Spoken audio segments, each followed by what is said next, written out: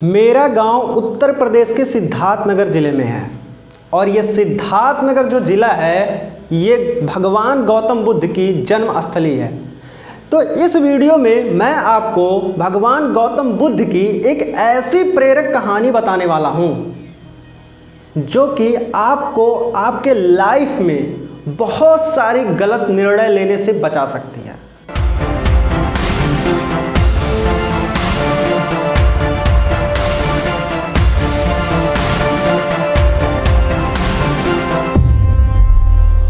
बहुत समय पहले की बात है, एक व्यक्ति बहुत ही गरीबी से जूझ रहा था।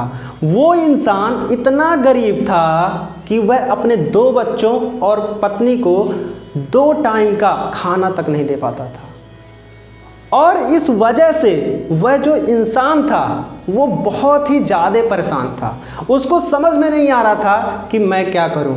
और ये जो उसके जीवन में जो कठिनाई थी और ये जो परिस्थितियां चल रही थी, इसके कारण उसके दिमाग में बहुत कुछ उथल पुथल चल रहा था और इस वजह से वो बहुत ज़्यादा परेशान था। उसको कुछ समझ में नहीं आ रहा था मैं क्या करूं क्या ना करूं।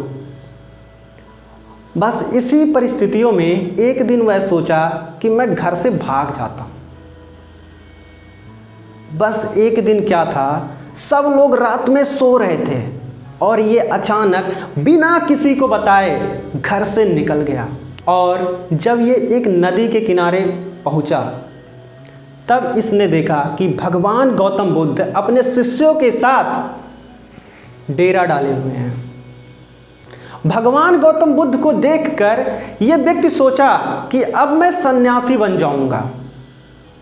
और ये जो व्यक्ति है भगवान गौतम बुद्ध के चरणों में जाके गिर जाता है और बहुत ही विनम्र स्वभाव से विनम्रता के साथ बोलता है कि भगवान मुझे अपना शिष्य बना लो।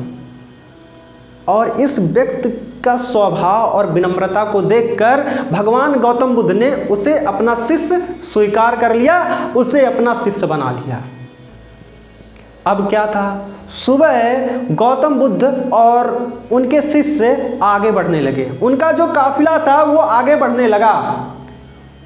उन्हीं काफिला के साथ, उन्हीं शिष्यों के साथ और भगवान गौतम बुद्ध के साथ ये व्यक्ति भी आगे निकल पड़ा। जाते जाते बीच में एक जंगल पड़ा और उस वृक्ष के नीचे उनके शिष्य और भगवान गौतम बुद्ध बैठ गए। और कड़ी धूप की वजह से भगवान गौतम बुद्ध को बहुत तेजी से प्यास लग गई थी। अब भगवान गौतम बुद्ध ने अपने इस नए शिष्य से पानी लाने के लिए कहा। उन्होंने कहा कि पास में ही एक सरोवर है और वहां से जाकर जल ले आओ। तो इस व्यक्ति ने भगवान गौतम बुद्ध की आज्ञा लेकर सरोवर की तरफ जाने लगा।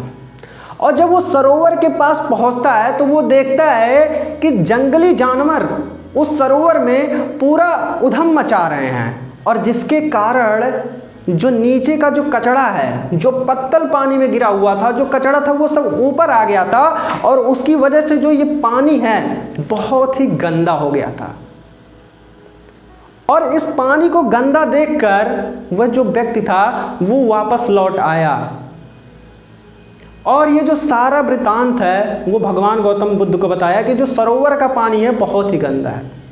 भगवान गौतम बुद्ध कुछ देर तक शांत रहे और कुछ देर पश्चात उन्होंने फिर से बोला, जाओ उसी सरोवर से पानी भर लाओ। अब इस व्यक्ति ने भगवान गौतम बुद्ध की तो बात टाल नहीं सकता था, तो वो फिर से चला गया। पर मन ही मन में ये सोच रहा था कि इतना गंदा पानी भगवान गौतम बुद्ध कैसे पिएंगे। पर जैसे ही वो सरोवर के पास पहुंचता है, देखता है कि जल एकदम स्वच्छ हो गया है, एकदम निर्मल हो गया है, पानी एकदम साफ है, उसमें कोई कचरा नहीं दिखाई दे रहा है। और ये सब देखकर वह आश्चर्यचकित रह गया और वहां से वो पानी भरकर लाता है और फिर वो भगवान गौतम बुद्ध को बताता है कि पहली बार तो मैं गया था तो सच में मैं कह रहा हूं कि जो पानी है वो बहुत गंदा हो गया था, लेकिन इस बार गया तो अचानक पानी सब साफ हो गया। तब भगवान गौतम बुद्ध ने उस व्यक्ति को समझाया कि जब पहले तुम गए थे तो जो जानवर थे उनके उथल पुथल मचाने से जो पानी है वो गंदा हो गया था। लेकिन जब जानवर पानी से चले गए तो जो जल में जो उधम मची थी वो क्या हो गई, वो बंद हो गई, जिसके कारण जो कचरा ऊपर आ गया था, जो सड़े गले पत्ते ऊपर आ गए थे, वो सब नीचे बैठ गया और जल फिर से वैसे शीतल, वैसे निर्मल और स्वच्छ हो गया।